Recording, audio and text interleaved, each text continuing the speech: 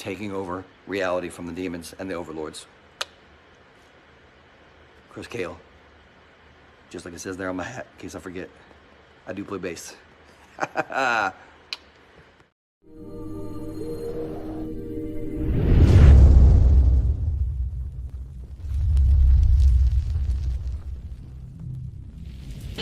An ancient darkness is breaking through into our reality. The overlords are coming. They're demons united. They'll stop at nothing to tear our world to shreds. And the only thing that can stop them is the power of metal. You have been chosen by the gods of metal to lead this crusade of finger-shredding fury. You must write the sick riffs, craft the awesome lyrics, find unholy rhythms, and set the heads banging. Show the overlords that their darkness is nothing compared to yours. Gods of Metal is a co-op deck-building game for 1 to 4 players.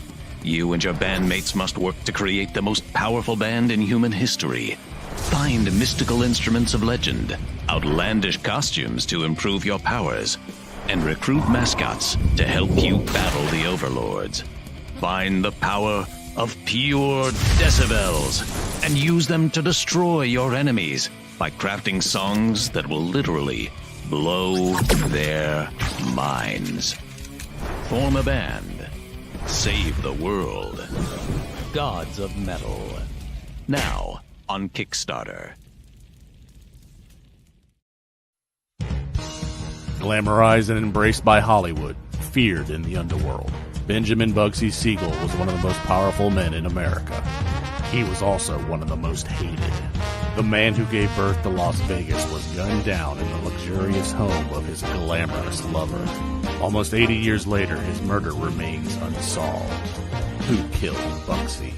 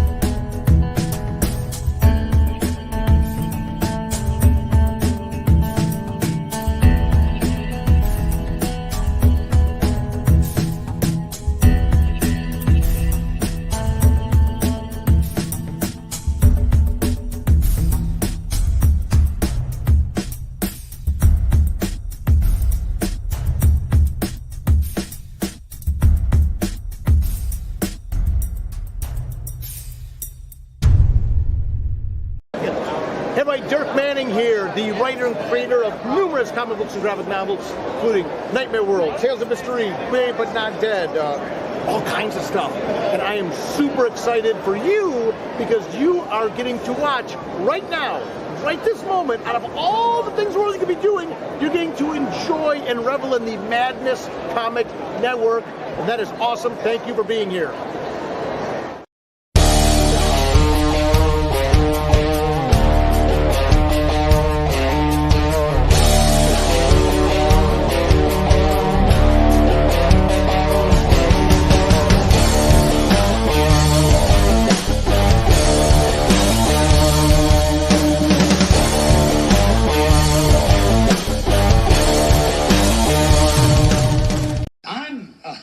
Looking for a man who You have found one.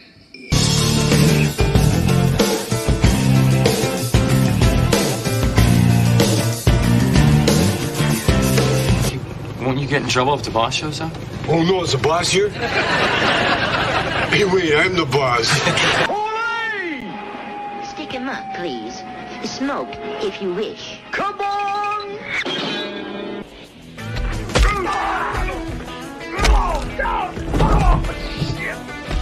Damn, that hurts, doesn't it? You know what's up. If you don't, you should. You should know what's up. It's Sunday. It's 1 p.m. Eastern. And it's time for the Madness Open DrawStream. And I just want to make a couple of quick statement announcements, whatever you want to call it, before I bring people in. Tonight at 9 p.m. Eastern, we will be doing the countdown for Zen Intergalactic Ninja, Zen the Bounty Hunter. He is an intergalactic ninja. Also hanging out with Nira X. Bill Moss is going to be here. Steve Stern is going to be here. We're going to be counting down the last hour of that. But don't wait till then. Go back it now. You see what I'm saying? You ain't got a lot of time left. That one ends tonight. So Zen Intergalactic Ninja, Zen the Bounty Hunter Wars. I can't remember what it is. I think it's Bounty Hunter Wars. Yeah, that's what it is. All right. But you know what I'm saying. Go check that stuff out. Look, we got this show. We got the show offs today. We got some Silverline action tonight. It's all action on the Madness Comic Network. And, you know, just be here. It's the best thing you can do is just be here like this. So just sit right down, relax, open your ears real wide and say, give it to me straight, doctor, I can take it.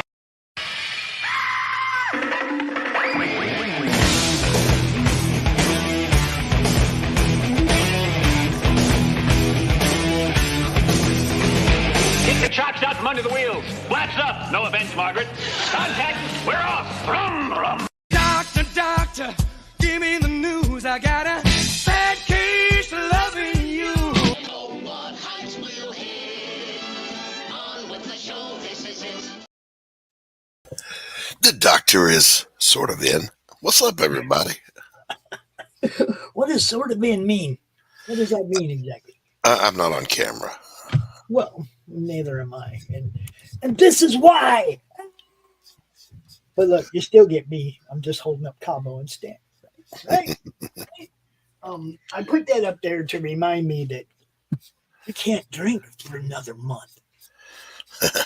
Nothing. I mean, not like I'm a big drinker anyway, but every now and then I like to do some shots, you know. I mean, right. But I can't. And while I can't, there's a bottle of Cabo up there in the cupboard. God damn it. Yeah, it's hard. It's hard on me. But we have another guest in the backstage. A regular has returned. He's been gone for a little bit, but I'm glad to see him back. It's Jay Lee. What's up, James? How you doing? Hey guys, what's going on, man? What's up, James? Been missing you, bro. Yeah, I had 2 weeks where I had, lost my dog, and then I got sick. So I'm sorry about that, man. Yeah, almost 11 years I had him, and he had a stroke. So when a dog has a stroke, there's nothing you can do. Not a thing. There really isn't. I think that's how we lost Zeus. I think he had a stroke. He was fine 1 minute and gone the next. Yeah. That's basically what happened with him, except his basically shut half his entire back end off. And he was dragging his feet and crying and everything like that. And he got him to the vet, and the vet came out saying there's nothing they can do for him. So it's just tragic, man. I'm sorry. Yep. It does suck. And that's the thing. We attach ourselves to pets knowing that they're going to pass before we do. I don't know. I think this last one is going to outlast me. Until you're old, okay? 90% of the time. Yeah, that's what I'm saying. I'm pretty sure this one's going to outlive me. Terry, I don't draw anyway, and DocStream is right. DocStream is right there. We just ain't pulled it up yet. Don't rush the show. The show's 2 hours. We'll get to it. We're talking. It's the beginning of the show. And as much as Rex inquires, all he's got to do is ask me. I'll tell him how I'm doing. If he's asking on a stream I'm not watching, how am I going to? Excuse me. Like, send me an invite, send me something to watch the show, and then ask me questions. And I'm more than happy to join you and answer questions. But, Rocky is upstairs. I'm sure you'll hear him at some point. Yes, yes. Our animals do mean more to us than some real people. This is true. Than most real people, if you want to get down and be honest about it. I'd take Rocky over about 90% of the people I've met in my life. So Zeus, I'd take over about 95% of the people I met in my life. So yeah, our animals mean a lot to us, and it sucks when we lose them, but we attach ourselves to beings that we know have much shorter lifespans than we do. And there's people, you know, after you lose an animal, sometimes you're like, man, I'm never going to get another dog. And then you realize that's not why you had the dog. And you get another dog. You see what I'm saying? No, not all the time. You get really attached to your dog, and you're like, I just don't think I'm going to get another one. Yeah, well, that's how it starts. But then you remember why you had a dog. It was no, I'm saying on this one, I don't know if I'm going to do another one or not. I feel you, man. I get that. That's what I'm saying. Everybody feels that in the beginning when they first lose somebody. Don't even, yeah, but you know, you never know how you're going to feel in about 6 months or a year. I mean, I can't imagine, even if I could find another big husky, a big, beautiful husky like Zeus, it ain't going to be Zeus. But it's going to have a personality of its own that I'm going to come to love. You see what I'm saying? Yeah, we don't replace him. We replace the hole that's left behind. That's what we feel. That's what we do. You know, 16-year-old cat. Holy crap! She was a stray when you took her in, so you weren't really sure how old she was when you took her in, or was she a kitten? What's up, Levi? Oh, that's somebody. The link is pinned up there, Levi, if you want to join us. I don't think I saw you on my list to send it to. Excuse me.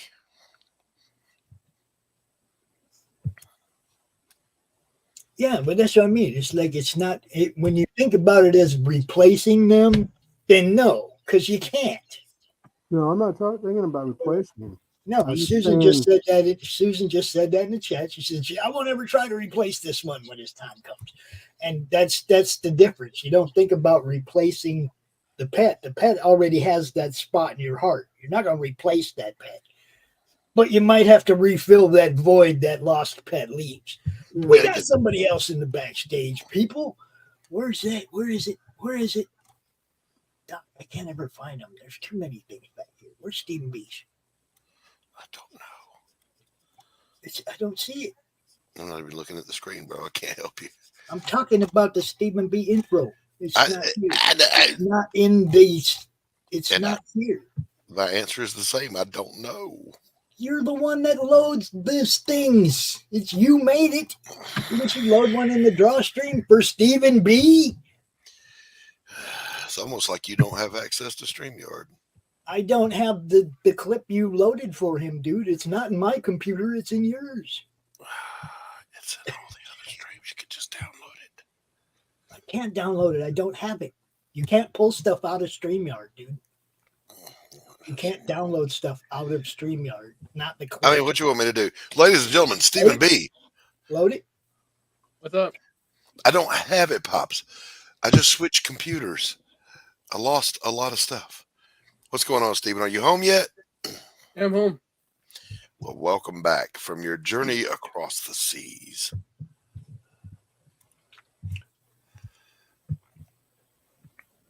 Did you have a good time?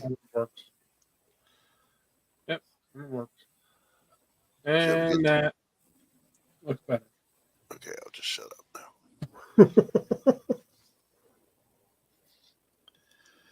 Did you have a good trip, Stephen? Yeah, it was a good trip.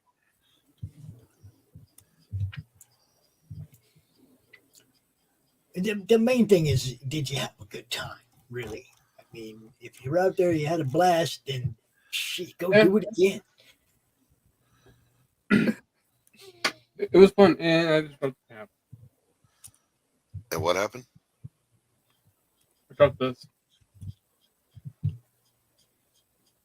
For this. Oh, hell. I guess that's a refill for the pen or something. No, it's the pen, the cap for the pen. Oh, okay, because it looked a whole lot like, other stuff. We get containers that look like that with stuff in them,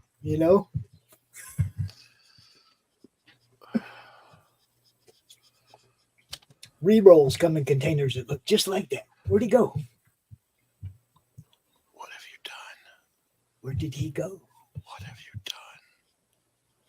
Where is Q? Q, where are you? Where is Q?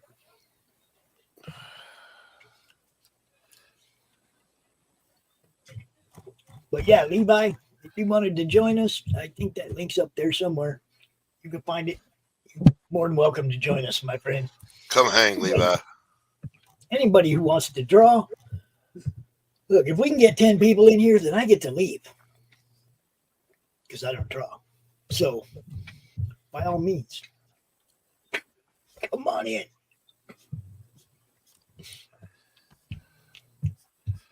I had to completely reverse the lighting on this face. That's why I'm digitally reworking it. I had the light source completely backwards. Hate it when that happens. That's not good. Yeah, the fortunate thing is, if you're working digitally, you can fix it. Link is pinned to the top of the chat. Pinned to the top of the chat. That's where it is, Christian. It's right there at the top. Just scroll up. You'll find it.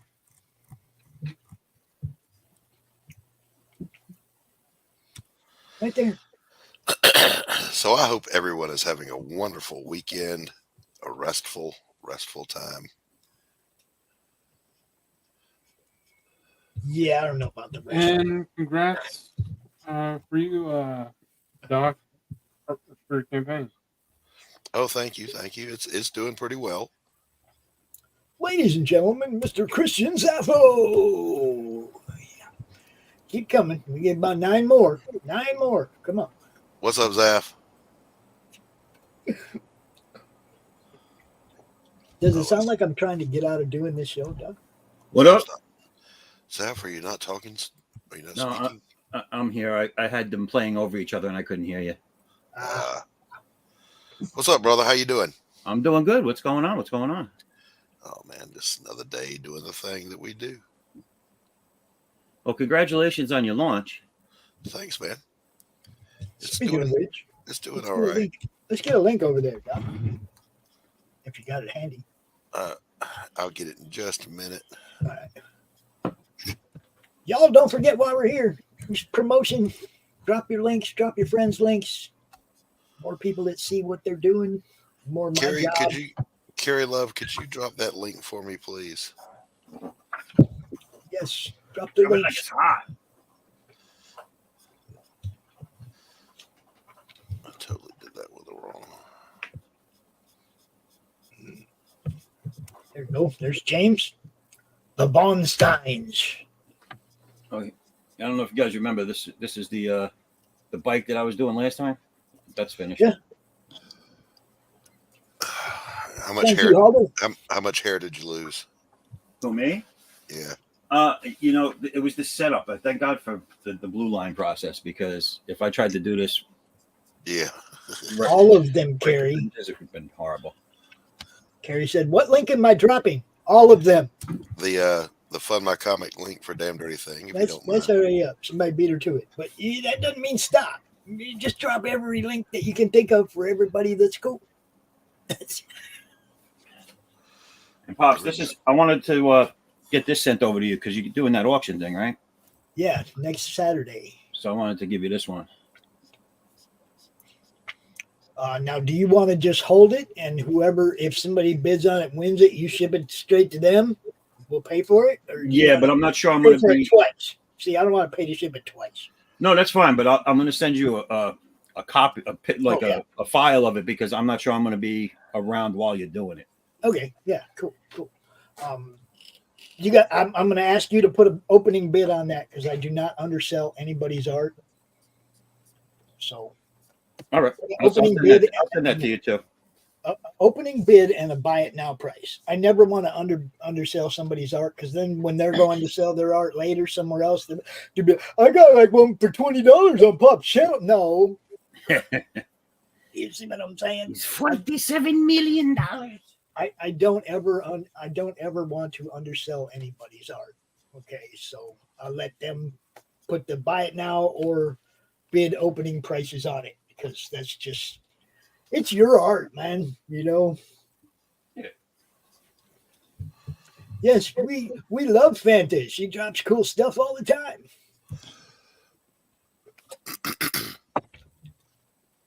We retweet it and share it when we see it. What we do. Are you kidding me? I've got a stretch goal that's just for Fanta. See, everybody knows. Everybody knows her contribution. Damn, look how many people jumped to her defense when some scrub attacked her a while back. We know who she is and what she does. That's exactly right. It's all action around here, people. All right. I'm trying to get myself set up here. I really wasn't ready to go live. I felt that. That's why I'm not on camera. That's why nothing was. I felt that when you said it. Kind of rushed through the ads and came on a little late and all that, because I just wasn't ready. Sometimes, like we were talking about, real life does get in the way. Royce was talking about that over on his channel a little while ago. But what I got to reiterate to everybody is real life is life. This is all the candy coating on the sides. You know, this is icing and stuff that we get to do when we're not dealing with real life. You know. Well, now I got to beg to differ with you a little bit there. This is my real life. That's what I do for a living. This is what you do, okay? But I'm talking about, there's people that I'm talking about like YouTubers, okay? Yeah. Okay, they get interrupted with real life, and then they go, "Oh, I'm sorry, man. I had to go handle this thing with my kids." No, go handle that thing with your kids and tell your kids, "I'm sorry, I was doing that thing online." You see what I'm saying? Real life is more important. Your kids, your grandkids, priorities more important. You know, Mr. Bracey, what's happening, my friend? Hey, you caught me in the middle of lunch. No, you came in. You could have waited till you were done eating. Nope, not doing it. What's up, Bracey? I've aggressively decided that I'm just coming on no matter what. After some German guy playing D&D kept making comments like, "Damn, that guy eats a lot." It's like, dude, game is at night. It's my dinner time. I'm eating my pizza. F you. Which game was that? Was you on? That was on the Fellowship of the D20. Oh. Where we play our main D&D campaign. Right. Today we're playing Warhammer Fantasy.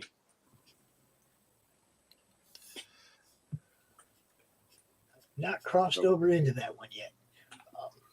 It's cool stuff though. Grey Wolf, what's up? It's hardcore. It's brutal. Some of the mechanics are a little clunky, but for the most part, I like it because it has that kind of first edition feel to it. Like you could die at any second.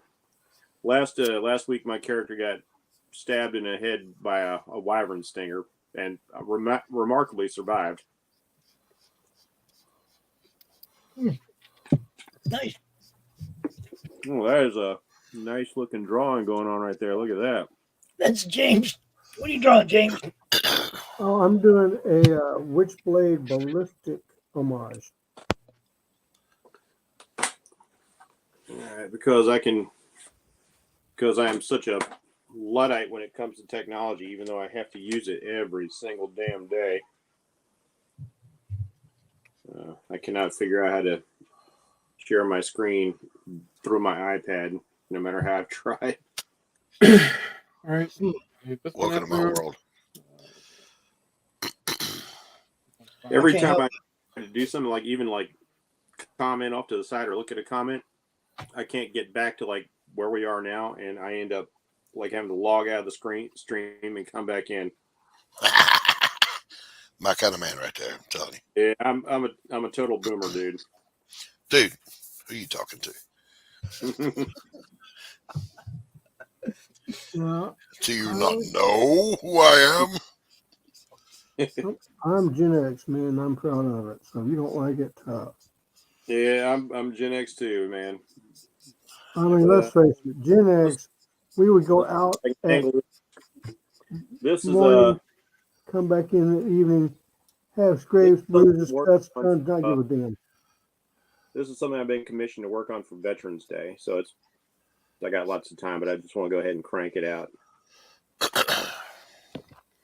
So, awesome. Honoring our soldiers. Not gonna get a complaint from me. Very nice, very nice.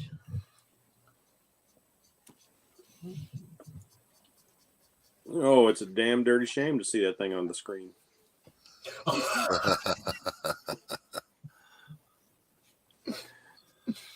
I dig your noir work there, Doc. Thank you, brother. Appreciate you. Just trying to get in here and do some edits. The book is 99.99%. And that's not an exaggerated number. That's a real number. Done. One of the things I like about your work is it reminds me of the newsstand black and white comics or magazine size comics I used to pick up in the 70s. Yeah. That's the goal. I enjoyed my superhero stuff growing up, but I was also very drawn to the more mature content of the stuff that wasn't on the spinner rack, but was like on the magazine stands and like the pharmacies and stuff like that. Speaking of Umbrella and have you seen the new Savage Sword of Conan books? Yeah, they're magazine size. That's right, man. It's good stuff. Gary Kloss used to kill it in the day. No, I'm talking about the new one.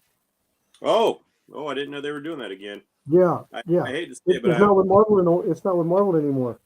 Oh, okay. Because I'll be right back. I've seriously noped out hard on Marvel and DC the past few years. No doubt. I'm with that. I am all about indie creators and manga. Yeah, I haven't bought anything new from Marvel or DC for a long time. But I do still go get that old stuff that fits nicely into my collections because the old stuff was good. I watch other podcasters and YouTubers to keep up with what's going on with the big two, but I haven't bought anything from them in like 4 years. I don't even watch other podcasters to find out what's going on with them, dude. If it's a show about Marvel, I'm probably not watching. Yeah, Wes from Thinking Critical is pretty fair about what's going on in the industry. I'll allow people. Look, you can bring your show to our network and talk about Marvel and DC stuff, but you won't see me talking about Marvel and DC stuff or doing a show about Marvel and DC stuff unless it's old, good Marvel, DC, and DC stuff. Hey, Doc. What's this interesting character here with this bird mask? Well, that's Stephen B. Hey, Pops, can you make me full screen for a second? Say what? Make me full screen for a second. There you go. Oh, look at that. Yeah, that's the new one. Oh yeah, I'll be checking that out. Yeah, that's number one. It was just released a couple weeks ago. Wait, am I wrong? Is the guy working on that like a really good homage artist to John Buscema? This is actually covers done by Joe Jusko. Well, I understand that. I was thinking about the interior art. I've seen online recently somebody's doing some some Conan art that looks really good, like Big John good. Let me take a look. Got flavor. Yeah, how about you give us some names? Who's doing his the style. writer and who's Here's the interior. Who? All right, just give me a second. Jeez Louise, I gotta go find it. So let's see. Well, there's a bunch of people in here. That almost looks like an Alan Davis up there in the corner, from what I can see of the artwork. What this here? Yeah. Don't say. That almost looks like an Alan Davis style face. What's up, Doran? Who's doing stuff? What's up, Doran? Good to see you. I would really love to see a whole Joe Jusko done Conan book. I loved it when he was doing Black Panther back in the. Okay, so there's a bunch. This is a bunch. There's like multiple stories in this. So you got I'm down for Conan anthology. Max von Fletner is doing one. Jim Zub is by, and Joe Jusko. Oh, Joe Jusko did some of these. Okay, that's an instant buy. Yeah, Patrick Zurich. Let's see. Okay, pinup covers by Robert Del Toro. Yeah, looks like we got some really good guys in here. Oh, that's beautiful. All these are going to have to be silhouettes. They're beautiful. This is beautiful. Welcome back, Q. It's a pleasure to see you again, my old friend. Stand up for your right. Yeah. We're the rebel, yeah. Don't give up the fight. If you can't take a little bloody nose, maybe you ought to go back home and crawl under your bed. Peekaboo. What's up, y'all? What's up, you? I'm good. How you doing? I love the intro. Doing a Ghost Rider now, guys. Ghost Rider. Yeah. Well, that's looking You good. might want to show everybody else the finished piece from last week, though. Well, I'm going to show you right now. Hold on. Hey, did you design that logo? That's a really good looking logo at the bottom of that character. Thank you. Yeah, I dig that. So you just finished the Cable and Domino one. I don't know if everybody got to see that or not. So there you go.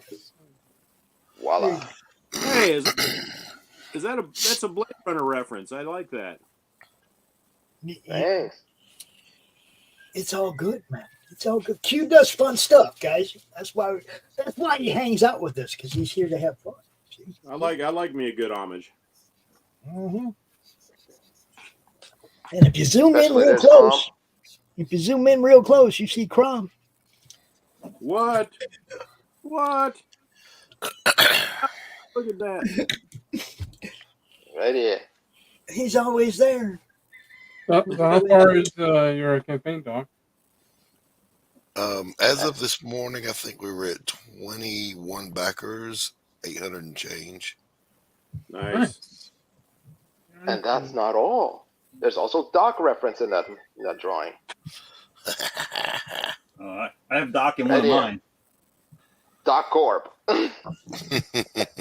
Hey, Pops, I don't think people want you to zoom in on me eating.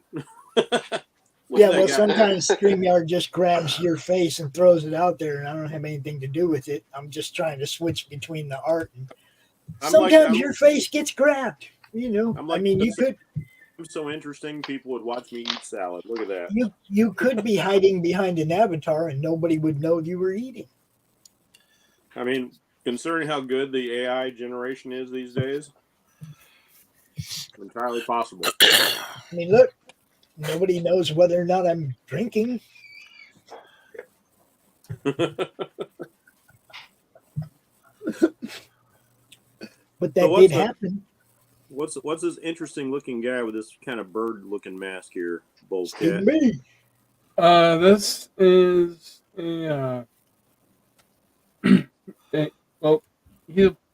he's wearing a plague doctor mask. Excuse me. And the story behind it is back when he was alive, he he dismembered the people to bring back his wife. Does anybody have any technical help for our friend Grey Wolf? I don't know. I was always using when I was doing video production and editing. I was just always using like Premiere. I use VSDC.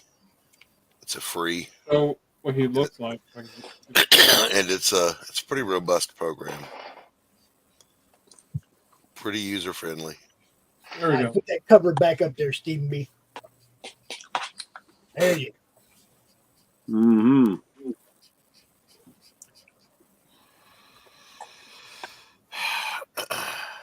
Show what he looks like. I've always liked the aesthetics of the Plague Doctor. Luna Fusion for iPad. That's good to know. Since I work primarily on iPad. I haven't done any video production in a while though.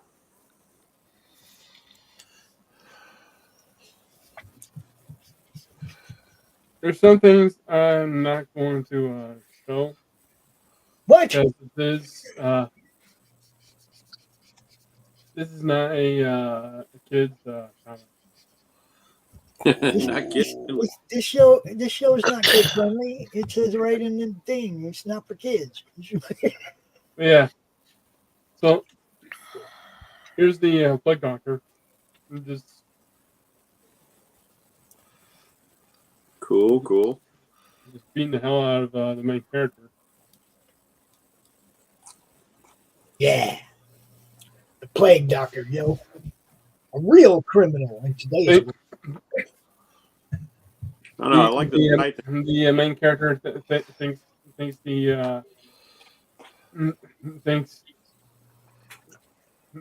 grabbing his weapon is a good thing until it just disappears out of his hand and just returns to the doctor. That's Crips and Legends, yo, by Stephen B. Do you have an open storefront on Fund My Comics, Stephen?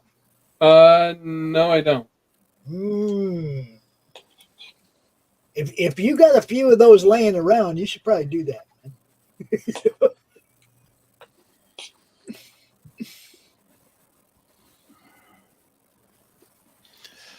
Some of us were some people were probably broke when you had these available, and then they might have a little money now, but they can't get it. Yeah, here's the severed head of a previous monster.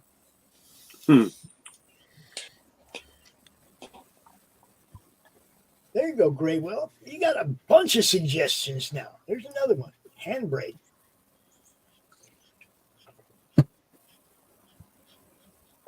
Now, Sketchy and Dorian, you guys both got links in your Facebook DMs to come join us if you'd like it. And now I'm working on issue 3. Excellent. Which kind of picks up right after.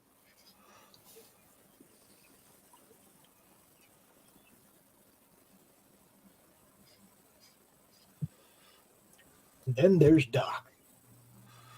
Poor Doc. I do the best I can with what I got. It's always interesting to me to see which of us are working all digital. Fanta. Board. I've still got a bunch of old blue. Pardon me, fellas. Good morning, Fanta. How are you doing?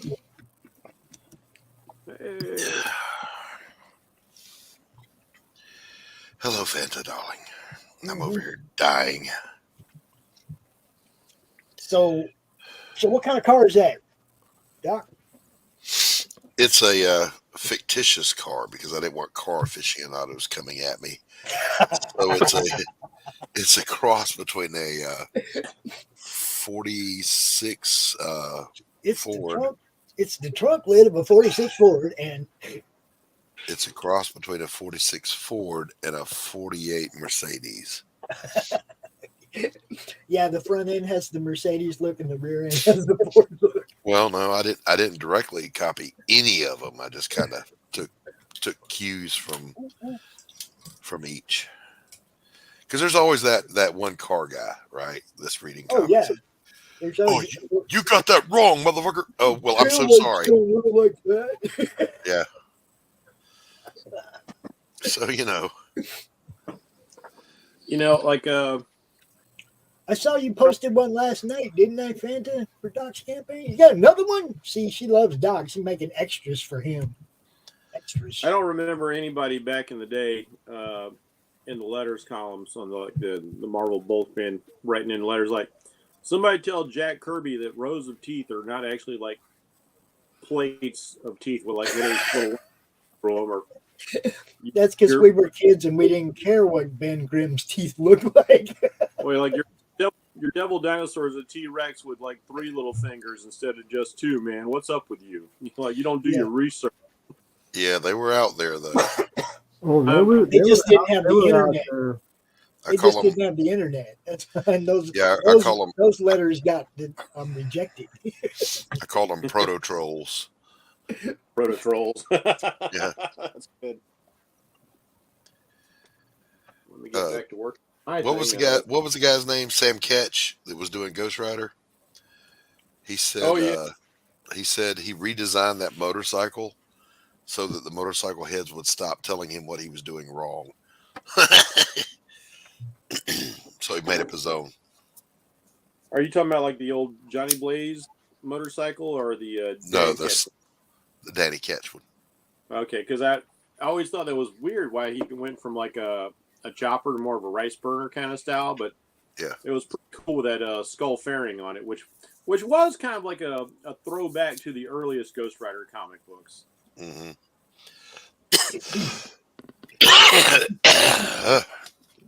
That's interesting. I did not know that he ended up having to do that because people were giving Love him you too, grief. Fanta. Love you too, Fanta. Well, you just want to tell good stories. You're not interested in drawing a schematic of a motorcycle or a car or whatever. You don't need a car to be overly detailed unless it's like very close. And for the people that do that kind of thing, rock on, man. More power to you. It's just not my cup of tea. I mean, there's some people who do like really fantastic, crazy realism, but by and large, the majority of comic book history has not been that. Now, I really got it's all a caricature of life, all of it.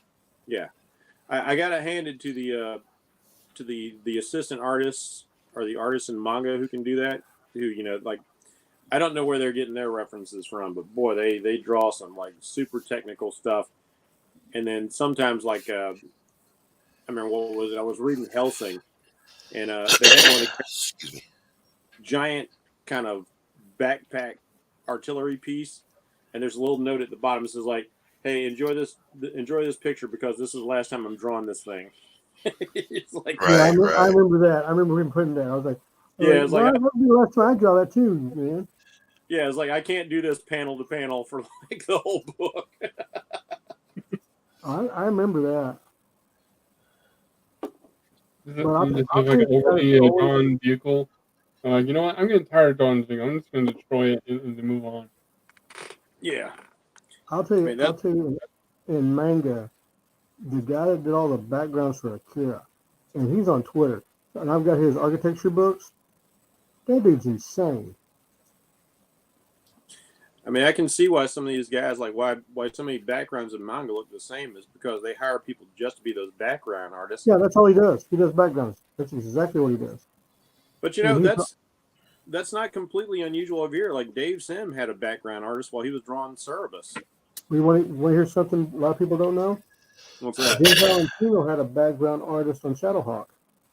Ah, I did not know that. Yeah, I know the guy. Huh. Yep. And all the skyscrapers and stuff, all done by somebody else.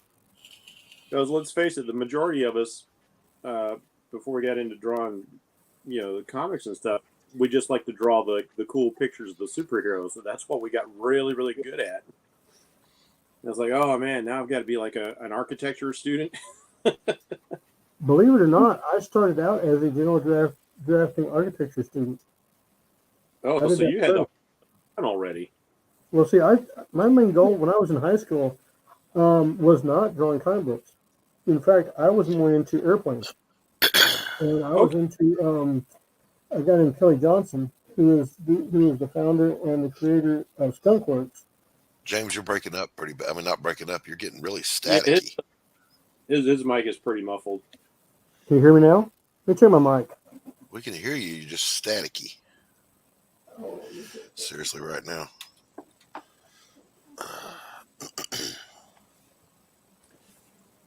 Okay, yeah, I remember Skunkworks.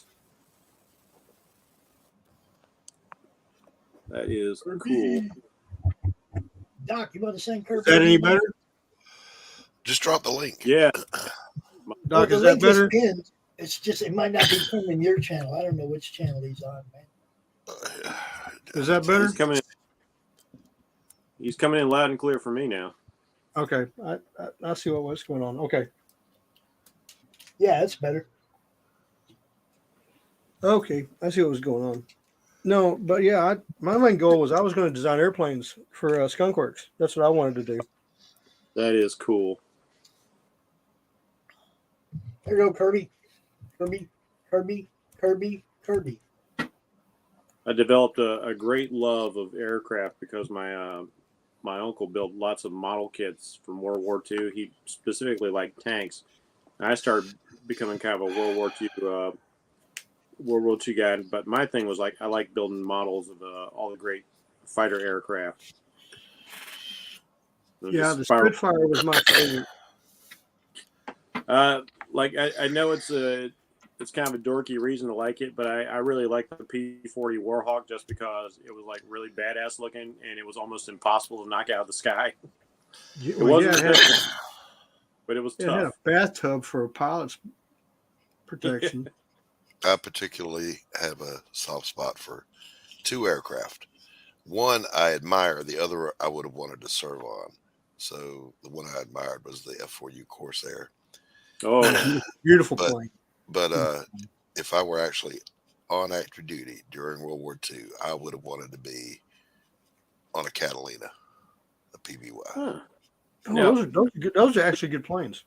Big, I was surprised to find out graceful. I was really surprised to find out that our top ace was flying a P-38 Lightning, which was such an unusual design for the time. Yep. I really thought it would have been somebody flying a Mustang, but no, the Lightning with that twin tail and the the single airfoil going between the two, and that thing was a beast. Fast, agile, and hit hard. That knows. Yep, sure was. Good stuff. You know, that plane was used in the only purposely U.S. assassination of a single person. What? Oh, tell me this story. No, the mission was to take out the head naval officer of Japan, Admiral Yamato. Yamato, yeah. They got an intercept about where he was going to be, and they launched a squadron of P-58s, and said, go kill him. They timed it just right, and they came in and shot him. Go kill him. The architect of Pearl Harbor. Go get him. Those were some motivated pilots.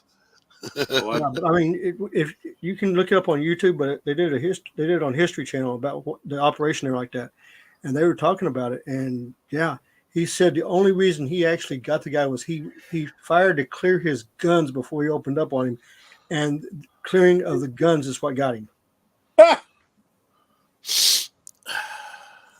And yeah, it's a really interesting story of how they found out about him.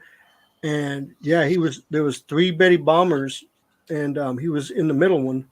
Yep. And he was cleaning the rounds before he started opening up, and the rounds hit it.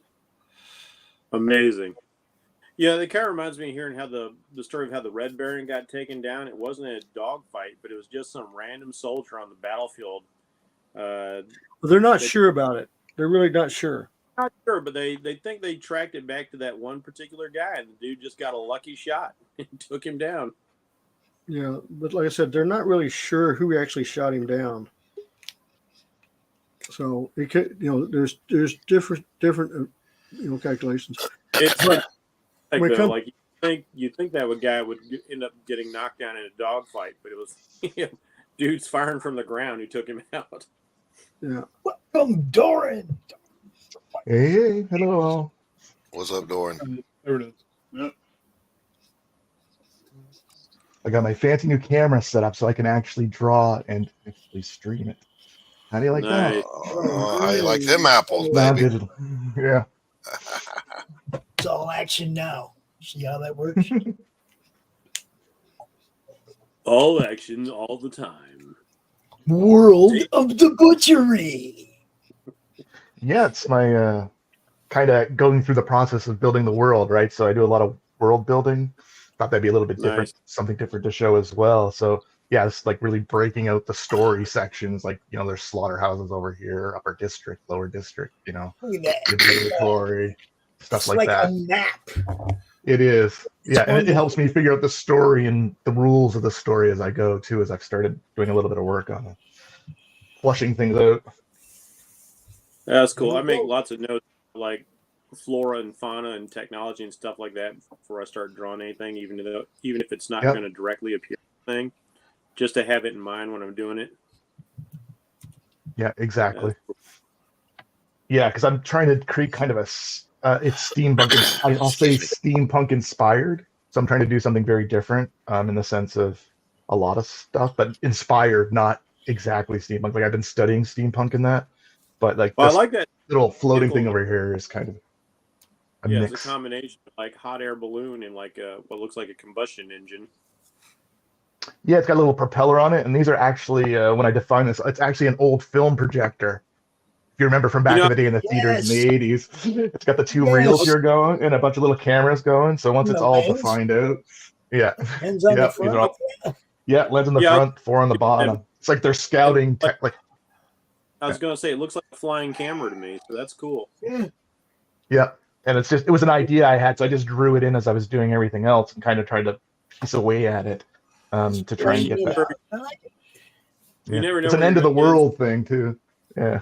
I know for years, John Byrne was one of my favorite artists growing up, and he drew a spaceship out of a hot iron air name it like a hair curler in one issue of Fantastic Four. When I found that out, my mind was just Yeah, I got these little propellers on it too. Yeah, that's cool. Yeah, it's just reuse of technology. That's really what steampunk is, right? It's this kind of repurposing of what you have from a certain genre. So I'm trying to put a bit of that in there. And even like I've been working on this kind of underwater suit thing where they scavenge off the bottom of the ocean, is because the rest of the world's flood, right? So you see like this big buzzsaw, it's kind of carrying an anchor, got a shipwreck in the back. Trying to define little things like this part here is off. I looked at a old locomotive and just tried to steal some of the looks of some things, like the way they're built and the design, and just did my own flavor of it.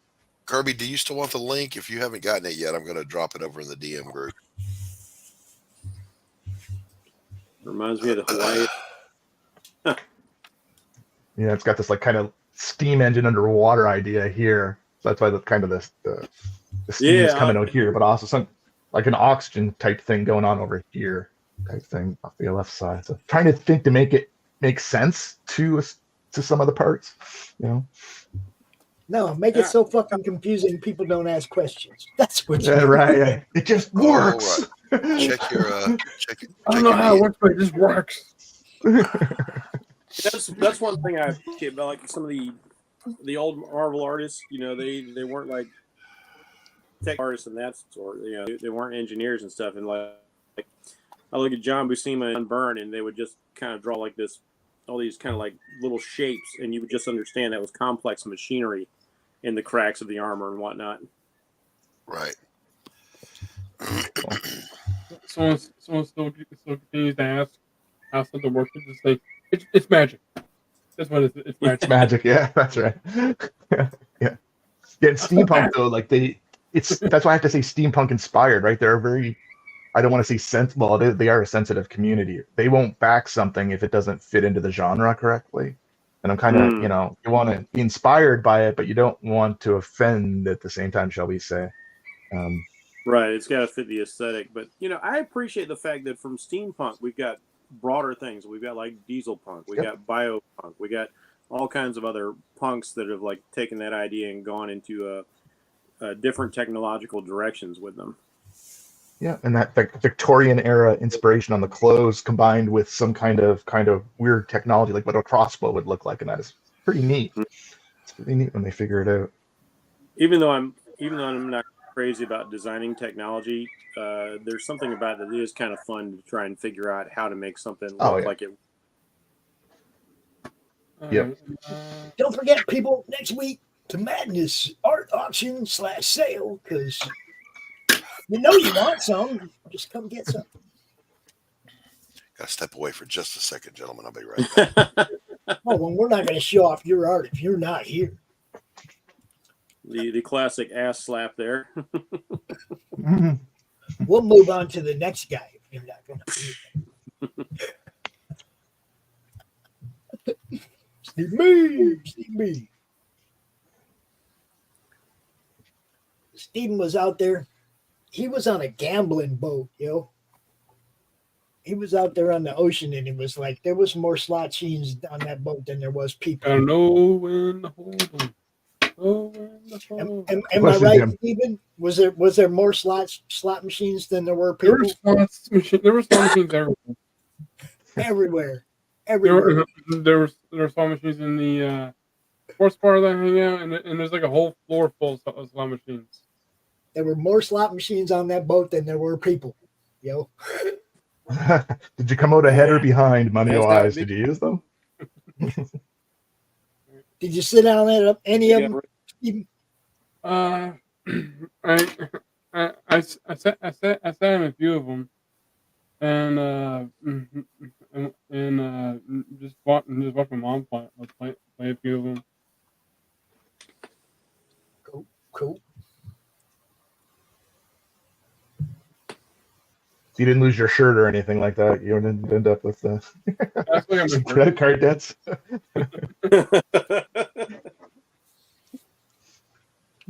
I don't really go for the slot machines because honestly I just feel like they're kind of rigged. Yeah. Oh yeah. Of course they are. But if I see like a claw machine that has like piles of stacks of $100, $250, or even $500 stack, then I'd be like, what the hell? Just put in a dollar or two, and see if it works. Like, my wife is like the master of those claw machines. Like, we've never done a Vegas one, but like, you go into Walmart or something, they got the claw machine. She is always pulling like little stuffed critters out of those things. Like, and I'll spend like $50 trying to get something out. She's like, $1, boom, every time. Yeah, I ain't no good at that shit either. Funny thing. One time, all I had was like $1 left, and everyone was out on excursions, and I just had to stay on the ship, and all I had was like $1 in my pocket, and I came across a claw machine that looked I don't know. Something was telling me to put the dollar in and to give it a shot.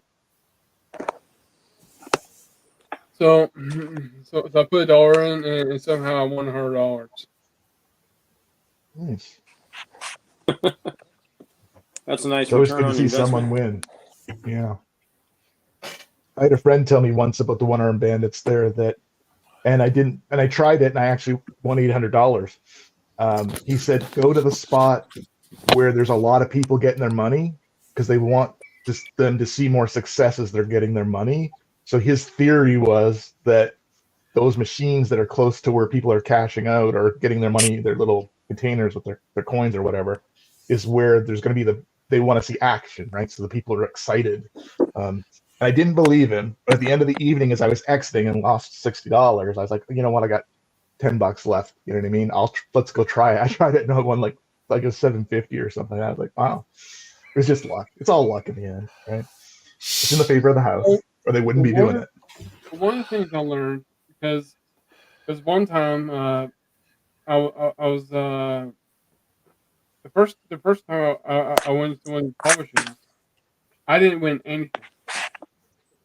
So I ended up looking online because I got curious on how do you win these things, and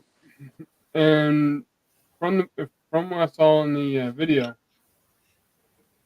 it's like pretty much half the time, if you see a claw machine anywhere, like say in the casino or a arcade, pretty much the majority of them are rigged to the point where it will have to pay out. And you had to figure out when the time it would be for them to pay out. Yeah. Because they would have to earn a certain amount of dollars. Pardon me. To give up. If they don't see anybody winning anywheres, right, it's a sign that something's not a good deal. But there's something going on. If someone wins at a claw machine, then that means, hey, they just paid out, which means find another one. Yeah. I've never won at one. I've never won anything ever. Period. Ever. I can't say that. I actually won many years ago. I won the year supply M&Ms from M&Ms. Right. That's a deal. Now we're talking. Oh, dude. Never won a damn thing. Not even once. And what they did. While I am interrupting you. That sounds What like they did. Would you stop interrupting me while I am interrupting you? Where did that come from? It's like a magical voice. I know, like my family likes to gamble a little bit, but every time I've gone, like, I usually just I budget myself like, okay, if I can't get anything off $100, I'm out of here. And like I've never won anything. So, yep. It's just entertainment for me. Like that's whenever we went, it was just because people weren't friends, family were in town, and they never. Like I come from a small town, so they were never to a casino before. So it's on their list of something kind of to do, like a bucket list almost. So it's like, yeah, right. I'll go spend $80, right? You know what I mean? Let's go spend $80, and that's our entertainment for the evening. You know? I don't find it entertaining to lose money though. It's the chance. It's that, real. In this economy, I do that every day for free. Oh, yeah. Amen to that. I can't afford to be entertained. Yeah, I wonder how casinos are doing. That would be interesting to hear during the whole inflation. Everything else going on. The ones by me, because I just lived. I'm lived here in the Metroplex in Texas, so I'm close to the stuff on the border of Oklahoma. Those are doing really good because they've got the ones at the reservations, and those are doing phenomenal work. Yeah, they seem to do well there, but there's always, I guess, there'll always be people who'll say, okay, it's hard times. I got $20. Let's go see if I can make it into 100. Just kind of like when you go to the corner store. I'm sure everybody's seen this before. Yeah, people just scratch tickets. Oh, yeah, scratching tickets like crazy. Got disposable income. Can't risk that when things are tight. No. But as Doc is kind of saying, they're in a desperate state, right? They're like, I got to try something, right? So gambling's yeah. Joseph Haywood said the only two classes of people who are truly free are the insanely rich and the pitifully poor. Neither of them give a fuck. Yeah, I agree to quite a bit with that. Being from a small town, there's a lot of people who don't have much money, but they're perfectly happy. and yet they still have 3 or 4 kids. And you know what I mean? Like, yeah, hey, there's nothing wrong with small towns. I grew up in a small town. No, I wait to go back. All right, When I retire, I'm going home. If anybody starts singing John Mellencamp, I'm out of here. Nope. No, John Mellencamp for me, please. Nope. Is there like a sign up somewhere? On Mellencamp? Do you have that? No, I grew up. The thing is, I grew up in the Panhandle of Texas, so. Sorry.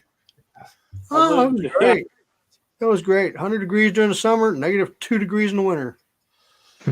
That's why I said I'm sorry. That was. I did my MOS training in Texas. Where? And like 4th morning, it was like 85 degrees out already, and I was shocked when winter rolled around, and I was freezing my nuts off when we went for our PT test. I was like, wait, I've been like in hell's outhouse over here, and all of a sudden it's cold. What is this? What is this? Where were you at? Were you MOS? I was they've changed the MOS, but I was a 91G at the time. I was a behavioral science specialist. No, where were you at? Where were you at in Texas? Fort Sam. I did my medical training at Sam. Everybody does their medical training at Sam. Yeah, I was 60 No, they don't. whiskey. I did mine at Balboa.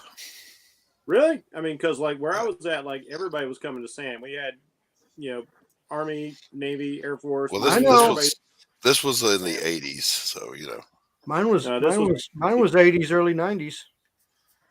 Yeah, I was out there in 92. Yeah, we were early. I was getting out in 92. I was done. I'm out the door. I'm going home. That's when I got out, 92.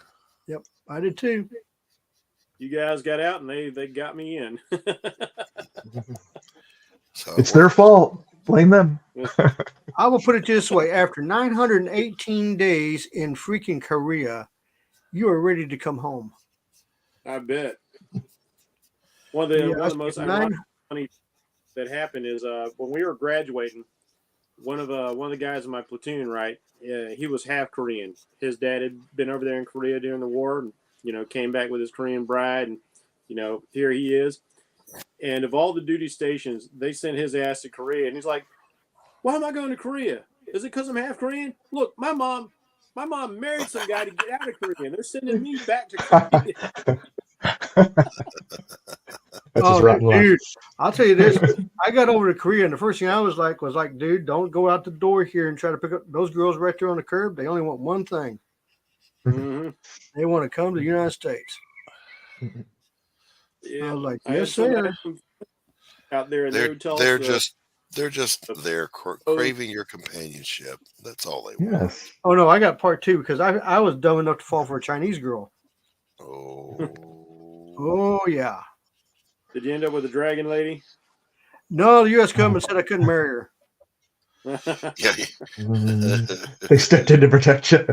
We'll save you. Oh, they stepped in to protect themselves because there's a little clause in the laws on servicemen and stuff like that. And I was working the consulate of Guangzhou, China at the time, so there's some stuff in the laws that you can't do certain things.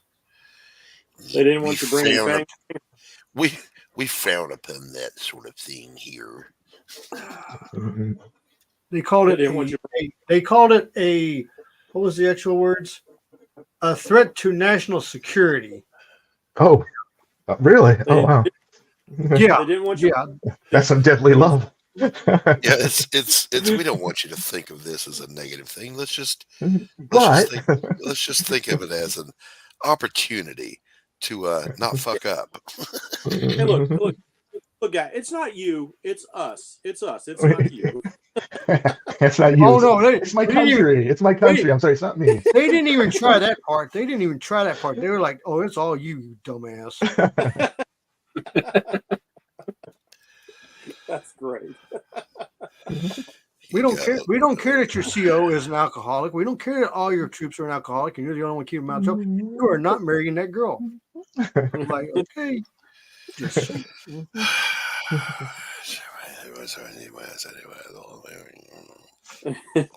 Oh man, I mean, they made, dude. I have never seen people so vindictive and evil. I mean, they had the horns, the pitchforks, and everything. They were ready to crucify my ass. I mean, you know, everybody's got a hobby.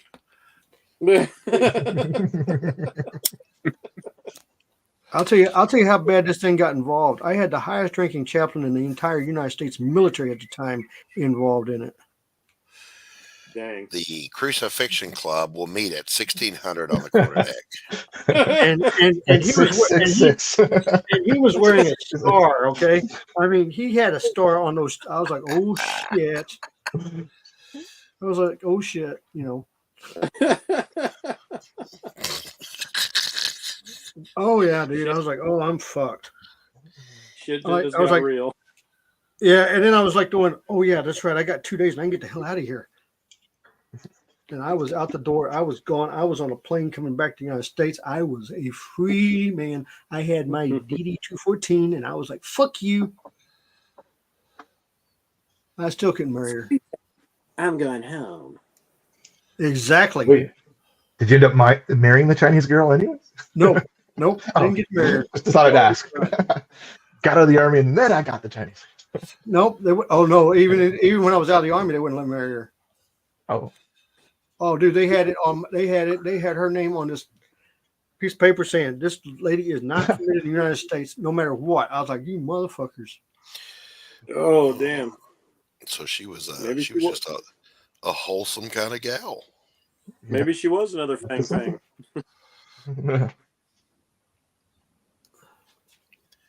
It's funny how those rules didn't apply for our government officials.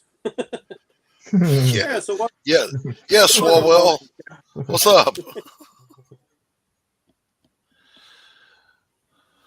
Mr. Swalwell? Don't get me started. Don't. Mr. Swalwell, how exactly did you get away with that? I've got what you call connections. I got a little clout. Oh, is that what that is? What's a little insider trading? Hey, I thought we just we called that corruption. How silly of me.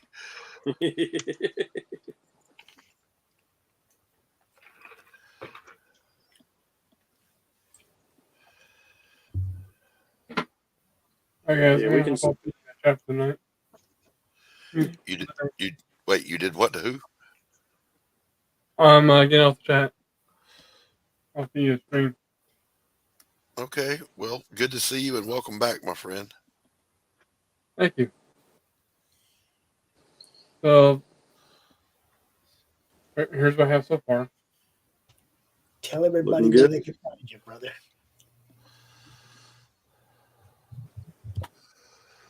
Right on. And here's what I drew for my stand-in. Oh, look at that. Ghost Rider and Punisher. Look at that. Two of my faves. Very cool.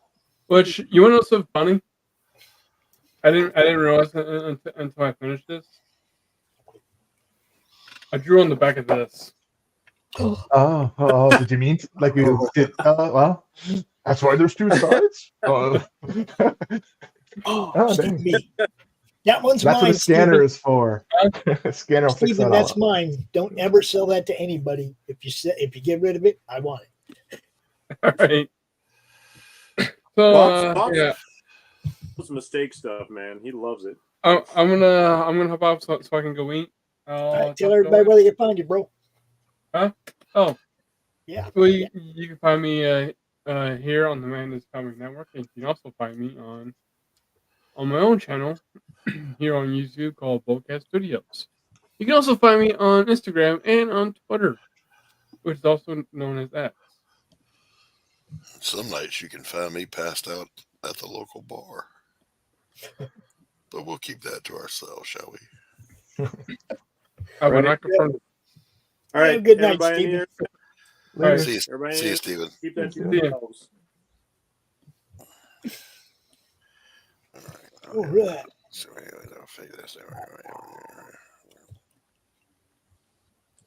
see how this looks.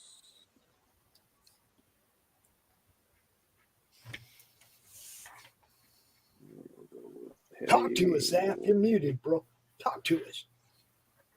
Sorry, I forgot I did that. The dog was on a rampage. Mm-hmm. Like I was saying, Doc, this one's I'm doing for you. This is my version of your guy. All right. It's gonna be his. Oh, that's cool. His sweet cheeky in the background there. Right on, right on. There you go.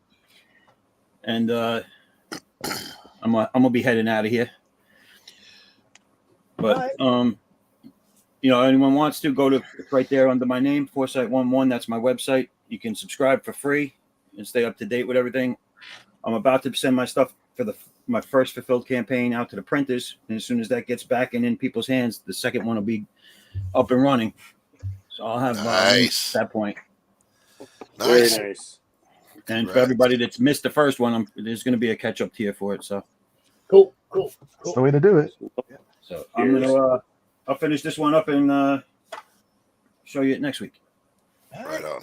Always good seeing you, Zap. Thanks for coming out, brother. Same. Thanks. Yep. Thanks for having See you, me. Zaf. All right, later, guys. What? Look, it's Doc. Oh. I actually wanted to show you guys something. I found this the other day, and I was like, "What the heck?" I was going through some old boxes. So years ago, when I was a teenager, a long time ago now, I submitted to Wizard, and I forgot that they mailed this back to me. Some kind of like marketing thing from like the 80s. Well, I'm assuming the 90s. Got like all it's like a promotional thing talking about their stuff. I thought that was kind of funny. Probably never see one of these again. It's a pretty good shape. Were you just like submitting art to some of their little art prompts kind of things?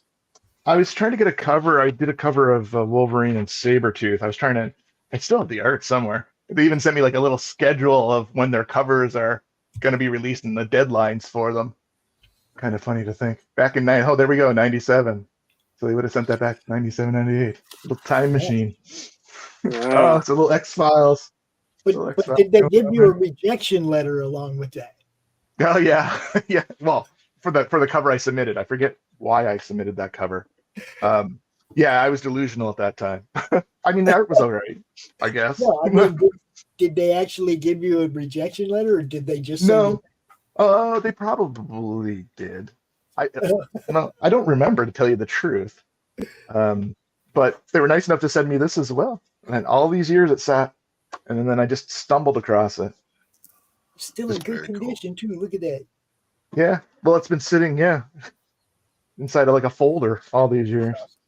I mean, it has like the Wizards. It's kind of crazy. I put some of my artwork up on some pieces I working on recently on Facebook, and my uncle reminded me, like, "Oh, I've got some of your stuff from like years back." It's like, wow, I'd forgotten about it. Like, man, scan it, put it up there. I'd love to see what it was. I don't even remember what I gave you back in the day. Kind of neat discovering those old pieces and going like, oh wow, look at this. Yeah, I kept a lot of it, but I'm kind of a strange bird. The path I took with my drawing. First off, I never wanted to look at other people's art. Like, I mean, I obviously read comics and that will inspire you to agree, but I never studied any of the art from Jim Lee or anybody I was reading, Texera, whatever.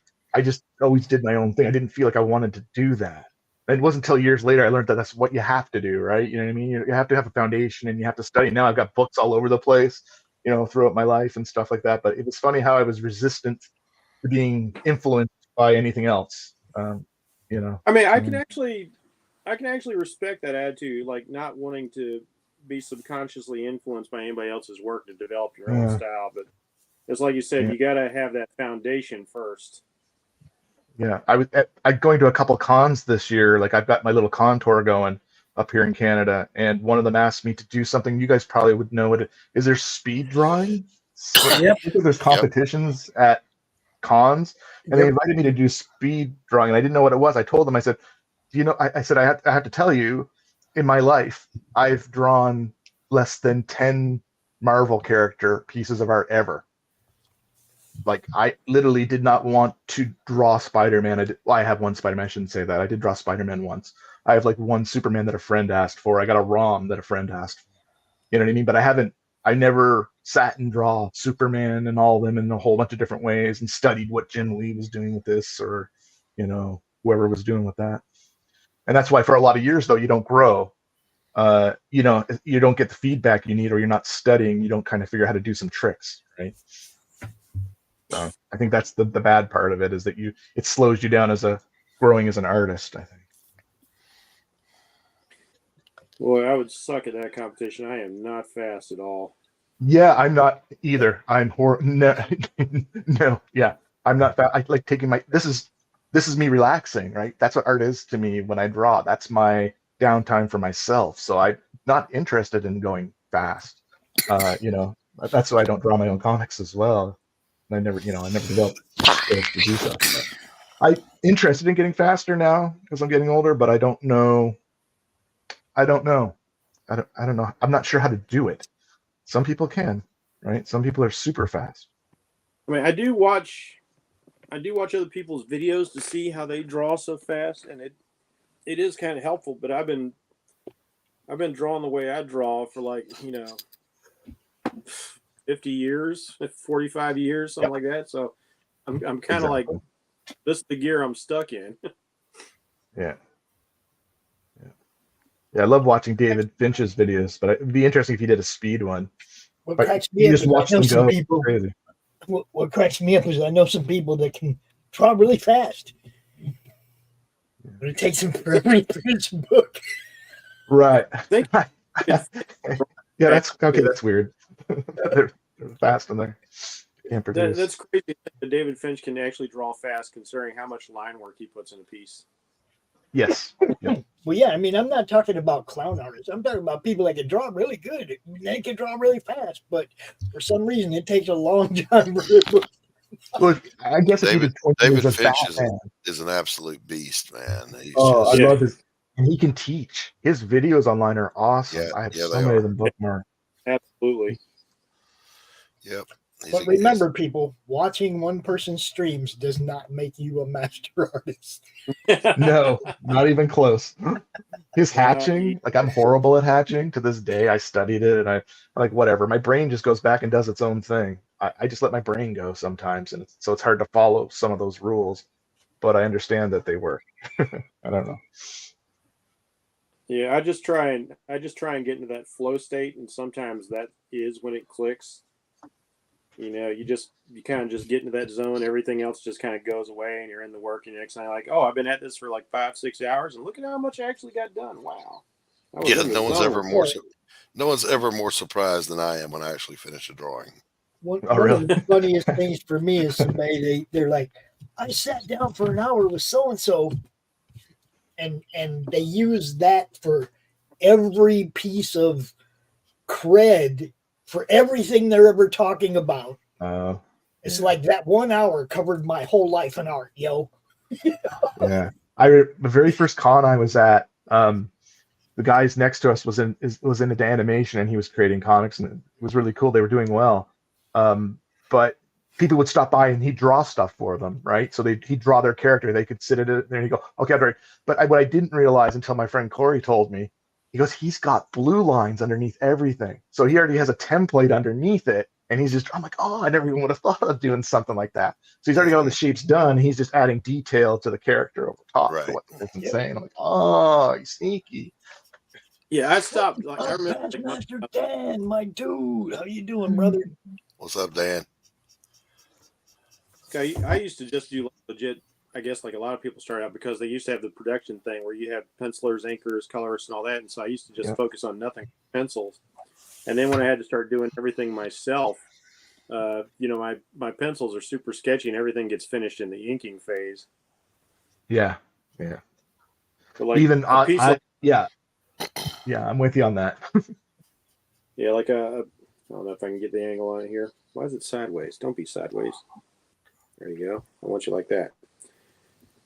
Like I think I worked on this piece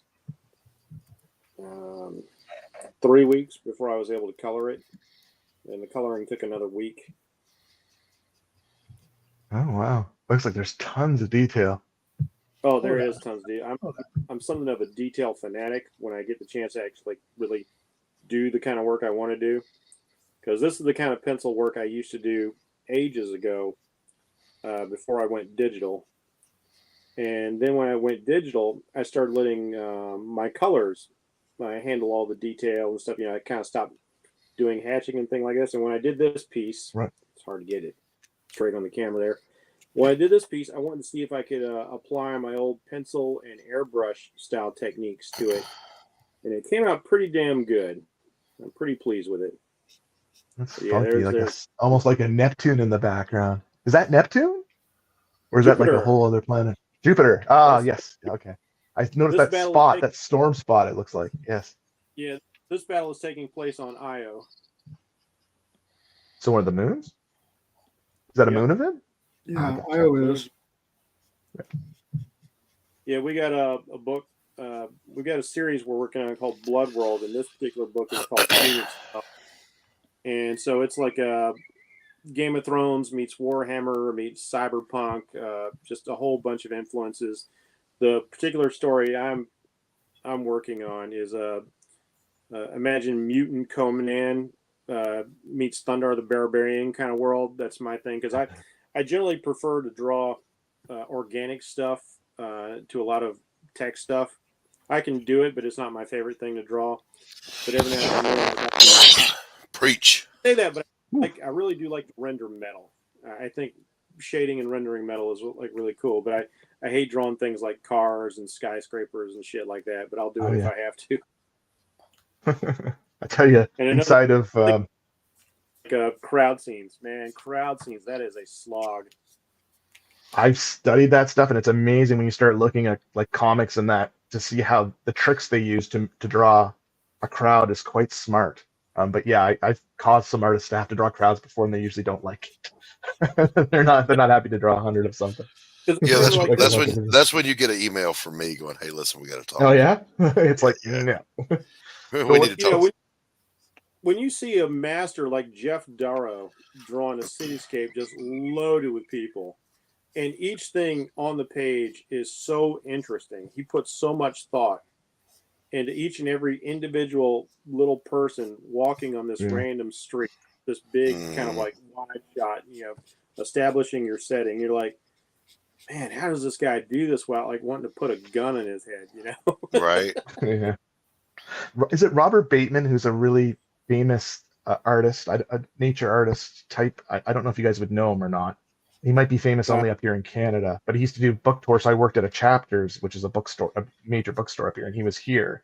And a friend was telling me, like I always tried to learn how to draw space, kind of like, you have a space scene in the background, like with the stars and all that. And I said, it takes forever, right? And then my friend told me all he did was take his brush and flick white paint at it. Yep. And that's how he created space. It's like, what? Yep. You're trying to draw little circles, trying to, And that's exactly the right way. I used to have a toothbrush set aside just for flicking paint. You just and then you flick it with your thumb, and there would be your stars or your black spray if you're doing blood is black ink. Back when the Comics Code Authority was a big deal, like you'd splash out some of your black ink, and then you'd add some like the stippling effect from the spray on the brush, and it looked really cool. The way I put it is this: if you want to learn how to do nature backgrounds, there's nobody better to watch. They've got this YouTube channel of Bob Ross. Bob Ross. Yeah, we watch lots of Rob Ross up here. Is he Canadian? No, he was on the TV. He's American. He was on the public channel. Yeah, because he was on the public channel. We got him for free up here. Yeah, his background, his landscapes are some of the best, and he does them so fast. You're like going, huh? Yeah. Just a happy little trick. I would suggest you go to a channel called Christopher Blalock Fine Art and watch that guy paint landscapes. Yeah, you won't get no happy little clouds. You get angry thunderheads. Because he's faster than Bob Ross and better. Well, Bob Ross is not going to get any better since he passed away. Yeah, he never. You don't know what he's doing up there, man. He's painting everything. He's painting the sky. He That's he right. was Scott, Trees are tearing down. he was trained by, I don't know if you guys remember the guy before him, Bill Alexander. Yeah, now I've seen some of his videos, and, He had, and instead of Ross, happy little trees, he had that almighty tree lives right here. yeah, He was great. and you could tell that Bob Ross copied him. Well, he trained him. He taught him that technique. Yeah. Everybody say hello to John from John's Lawn Box. What's up? What's up, John? Hey, John. Yeah, exactly. Very much. Wait, So. what just happened? I don't know. He ran away. He's like, I'm out of here. Bob Ross. And he's like you said, he's a legit teacher. I watched a guy who didn't know how to paint at all, and he was talking about how his mom likes his sister better than him. Like, oh, he gave my mom got a great gift for my sisters. I'm going to show her that I'm worth something too, right? So he watched a Bob Ross video and painted a painting following Bob Ross. And for a guy who was not an artist, man, it turned out great. And watching his face journey as he realizes, like, first it doesn't look anything, and by the time he's done, it was like, oh wow. He's looking at the camera like in shock, and I was like, this is actually looking like something. It's actually looking good. And then after doing this beautiful painting, and then he writes on it in nice red paint, is like, see, Mom, I'm better than my sister. Great. This sucks. But yeah, like this dude who didn't know how to paint or draw or anything, like he followed along with Bob Ross, and he turned out a really nice painting. But you do know that on his show, he painted 3 versions of that picture. Yep. Oh yeah. Every show. He did the first one before the show. Oh, of course. He would do one during the show, and he would do one after the show. And if he was visiting a network, PBS network, the third one he would leave to the network's office. Well, it really makes sense, because to be able to talk and explain it properly and do it is a super skill. Like you gotta do the same thing a couple times, right? I would assume that you have to. Well, repetitive. He did the final one was always going to be the thumbnail for the picture, the episode, the show. Then there was the one he did live, and then he would do one more just to give to the station he was at. I was not aware of that. I thought he was just a friggin' prodigy. He is a freaking prodigy. He still is. All right, listen. I'm sorry. I gotta do a little. I give him credit, okay, but we got to do a little debunking here. He was a one-trick pony, man. Everything was exactly palette knife mountains, and then dab trees. He followed the same rules as he was taught. The system. You got to have a system. Yeah, it was exactly right. A system. There's nothing wrong with being the master of one thing. You're still the master of one I thing. always wanted to see him actually branch out and do things a little bit differently, but he never Like a did. different style. Yeah, I doubt he would. Yeah, because he wouldn't be trained in it. Yeah. He's got his system. He's probably very comfortable with it. Yeah, it potentially it could have hurt his branding if it was like, oh, Bob, that one doesn't look very good at all. So maybe there's That doesn't look like your other one. Yeah. Yep. But I'm like you. I like to experiment with different styles. Like right now, like from the pictures I showed you, the one I'm working on now and the one I showed you a minute ago, I'm working in the style that I used to work when I was doing all things analog back in the 80s, and I was just doing really intense pencil renderings.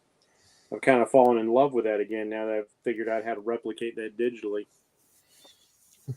Digitally is so amazing. My computer is opening windows I did not ask it to open. Have you played with perspective grids yet, Doc? No, because I cannot get it to work. Are you using a Studio Paint as well? So, yeah, I've used it for years. Yeah, because I used to be a Photoshop guy, and then back when it was Manga Studio 5, I got into this. And it's Photoshop's great. I can do so much with Photoshop, but when it comes to just drawing comics, nothing is better than CSP. No, I so agree. this was taking Ross's tap, tap, tap for the leaves. Yeah. But then using Impressionism, short brush strokes, unblended work for everything else. And then using Turner's approach to clouds. I dig that. Oh, that's beautiful. Look at the glimmer on the water. So again, this is not no dab dab dab here. Every leaf is painted, but they're painted quick and suggestively, and then blocks of color. And, Have you ever tried to? Have you tried to experiment with like Monet's technique? Any? He was really doing amazing things with water. When I was reviewed by a big magazine here, I was called the Monet of the South. So yes is the answer. Hey, this was painted on Bay Street in Beaufort, South Carolina, one morning, plein air. Oh, dude, I'm in South Carolina. Right on. I'm down in That's Myrtle terrible. Beach. This was my first and only all palette knife painting. All of it was done with a knife. I just wanted to see what the hoo-ha was about. I didn't enjoy it. I did this one. There's a great painter on YouTube, Stuart Davis. He's a tonalist, and I was watching him paint. Love those clouds. He was painting big towering clouds over these macro landscapes. And someone in his chat said, "Can you do that with acrylic?" And he said, "No." So I sent him this. I said, "Yes, the fuck you can." And he put in chat. You absolutely can. I've played with the other mediums, but acrylic is my favorite for painting in. And if you are painting with yourself, you can learn to make acrylic look like watercolor or oil.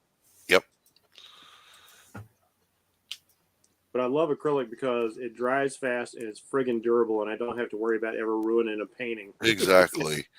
Around the con. I started in oil, and then when I found acrylics, I never looked back because I don't want to move paint around.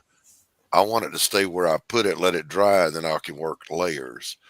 And so that's what this is. There's a video on my fine art channel of painting this one, which is one of my favorites. The water looks so good. Oh, look at that. Look at that. I really like the water on the previous one you had, though.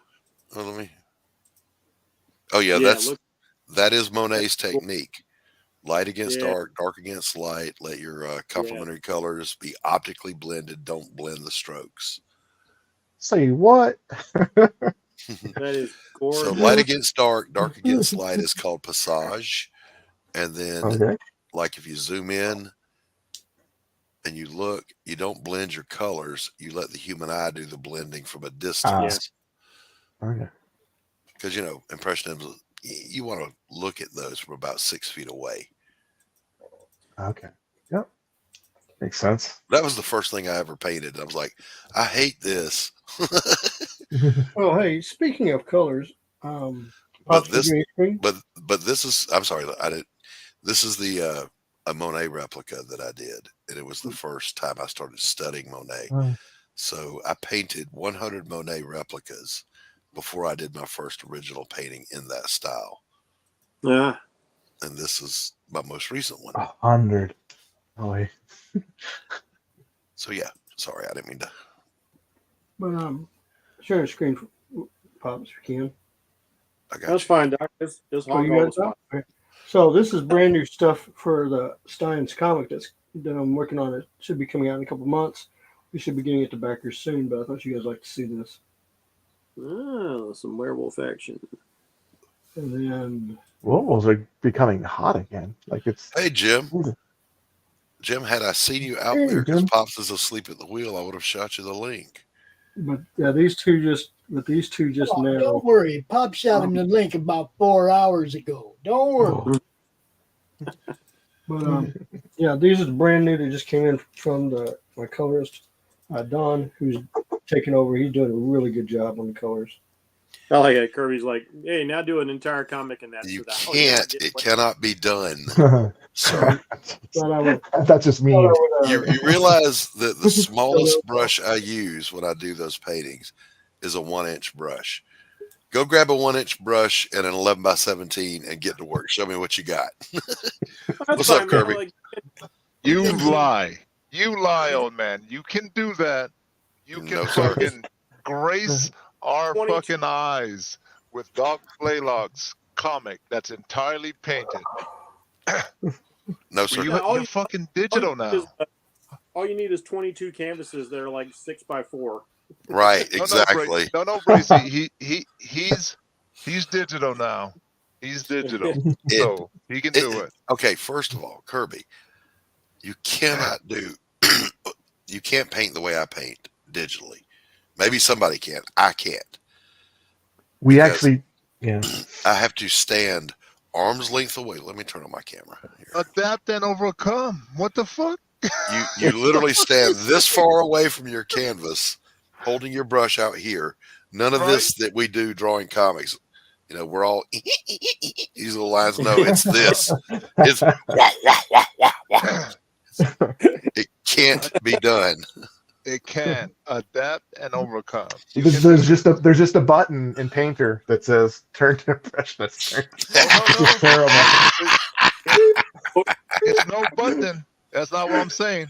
I'm saying he can sit there and develop his own style and way to. I have worked on digital for years just to get where I'm at right now, Kirby. And I know that you think I suck, but I like where I'm at with my pencil work. So no, I'm not going to grab a big 1-inch brush and start slobbering ink all over. No, it's not going to happen. It's just the paint tool, dude. Just the paint. Paint the next fucking book. I saw a crazy digital painting somebody did many years ago now, when digital was really first starting to take off.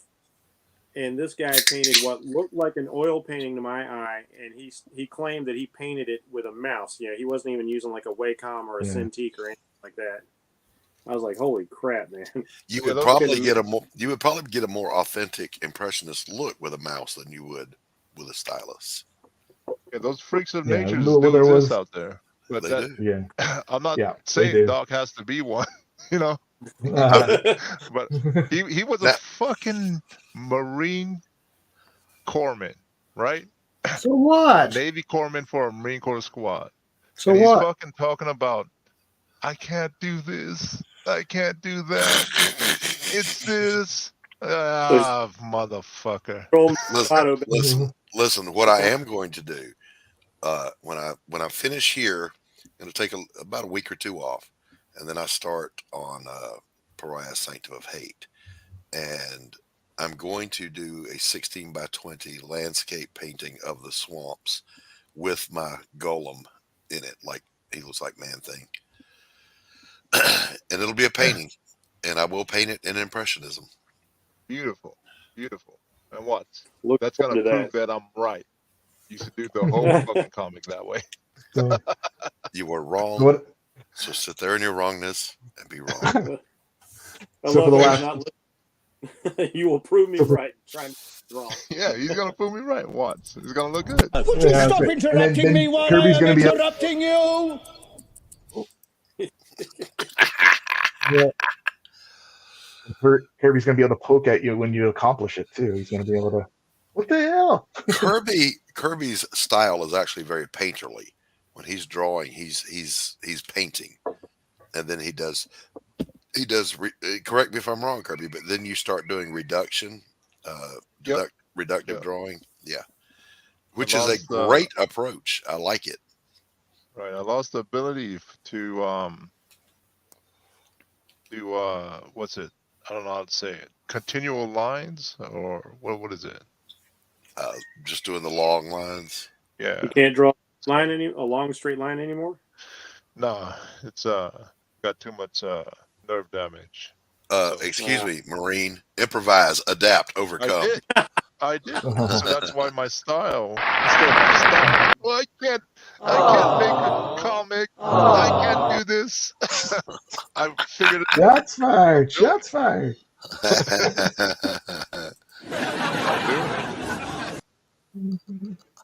Yeah, I had to take a year off drawing because I you see how I can't put my fingers together? I got nerve damage in my drawing hand, and I had to reteach myself how to draw. I still can't sign my name properly. It looks funky.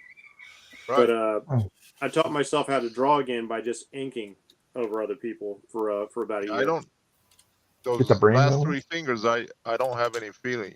Now in those last 3 fingers. I had nerve damage Parts of my arm. back here, and it caused the muscles in my hand to wither. I didn't even realize it was going on. And then one day I realized I put my fingers together, and I was like, man, my hand looks like a zombie hand compared to my other hand. I went to the doctor, like, oh yeah, you've got atrophy and serious nerve damage, and they had to go in and move that nerve to another place because apparently all these years of like resting my arm on a table drawing damaged that particular nerve. It'll do it. Hey, let me show you guys something real quick. In 2017, I was on my bike, and a lady backed out in front of me in a parking lot. I had to dump the bike, and I broke my elbow on my right arm and 2 places on my elbow and 3 places in my wrist. And so let me do this real quick. So I did this over on my Fine Art channel. We'll just show a minute of this. Yeah, we all can't be a freak like Frank Frazetta, who gets a stroke, can't draw with his right hand, just starts painting and drawing as well as he ever did. So here we go. I cut the sound out, so let's get right into the painting part. Yeah, you don't want to get a copyright strike on yourself by yourself. The That would be horrible. The audio just sucks. So this is left-handed painting.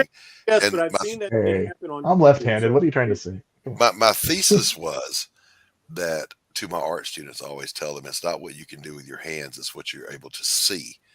And if you can see art, you can do art.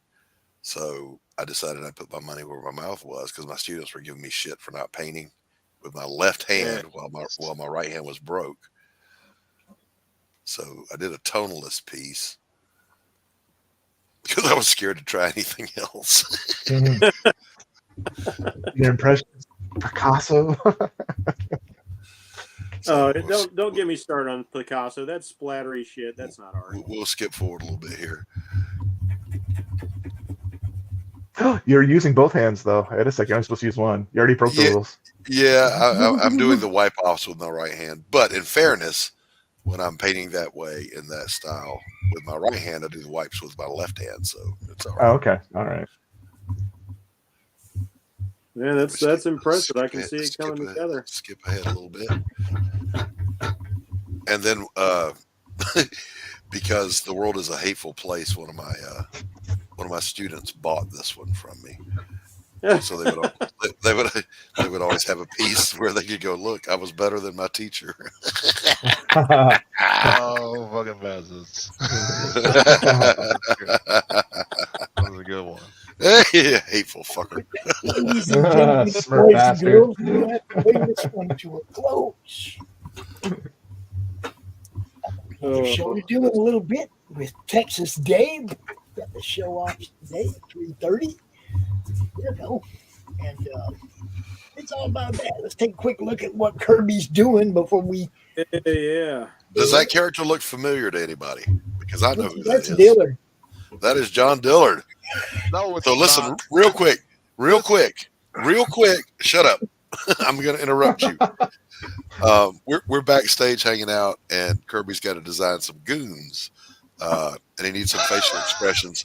John Dillard sat back there like a prima donna model and made all these facial expressions for him, and they got screenshots. It was awesome. He does make a good goon, doesn't he? Yeah. Oh, this character's gonna be fucking awesome. I'm mixing Dillard's personality and mannerisms, everything I know about him. Okay, but you gotta call him Don Dillard. Silver. You gotta call him Don Dillard. But listen, it gets worse. Kirby was all kinds of racist. He said, "Yeah, I need a Mexican goon. I need a." What did you say? What else did you need? One skinny black guy, one big black guy, trying to be inclusive. two Mexicans, a white guy with long hair. Yeah, he's just calling out every stereotype there is. Yeah. They all serve a purpose. Quiet. The white guy with long hair has been drawn a bunch of times. It's nothing new. All right. So let's take it around the room. James. Hey. Tell people where they can find you, sir. You can find me on YouTube. You can find me on X or Twitter, however you want to call it. And you can find me at www.thevonsteins.com. Fantastic. Mr. Bracey, where can people find you, sir? Find me on X at Bracey452, and DeviantArt is where I have my gallery under the name Bracey100. And pretty much any place you see this logo, that's probably me. That's my own personal hand-drawn smiley face from my hero, Mr. Happy. All right. I'm going to come back to this guy because he wraps it up for us. So let's talk to Doran. Doran, where can people find you, sir? You can find me at whitefirecomics.com. That's my main home. Or you can find me on Twitter and Facebook as well, if you want. But whitefirecomics.com is the best place. All right, fantastic. And Kirby, where can people find your elusive ass?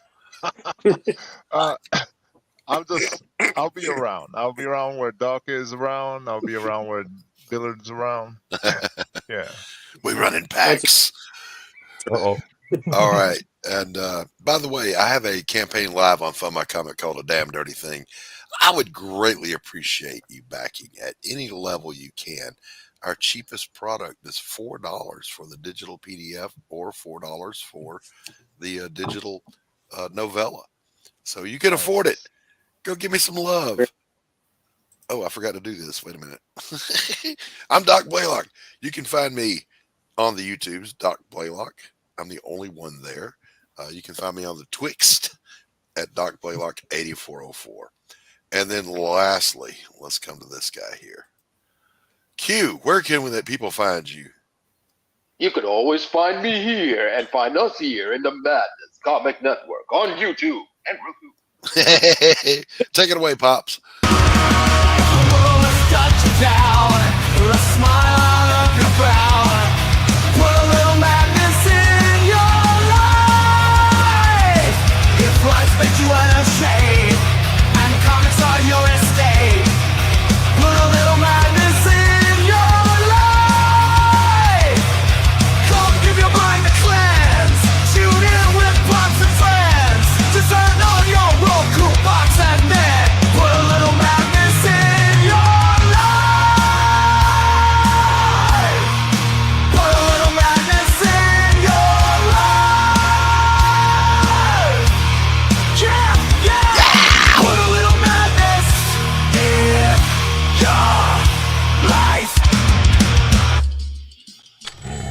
There is a creature in the swamps. It lives to destroy. The beast they call Hogzilla. After his latest get-rich scheme goes sideways, Gary Duba, the quintessential Florida man, ends up with a stash of somebody's high-end memorabilia. His gal Crystal is on probation and preparing for the fight of her life, squaring off against Australia's Queen of Combat. Delilah's got her back in training, staying off rich foods and the nose candy. Meanwhile, Gary and his best friend Floyd have been hired to wrangle a massive, abnormally aggressive feral hog that's terrorizing the swamp and wrecking Gary's old neighborhood. Can they bag the elusive monster swine without destroying the Sunshine State? Reserve your copy of Florida Man vs. Hogzilla at floridamancomics.com. We're bringing back funny books, y'all.